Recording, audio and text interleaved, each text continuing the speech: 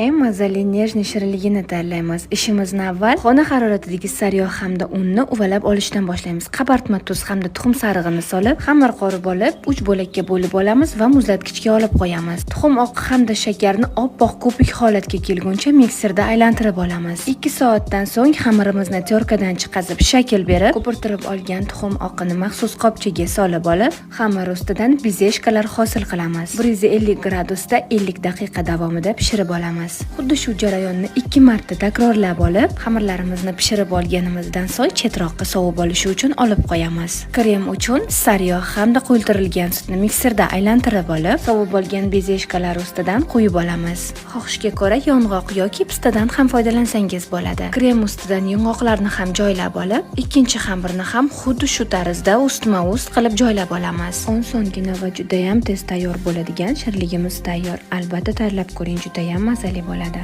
Oldindan yoqimli ishtaha azizlarim.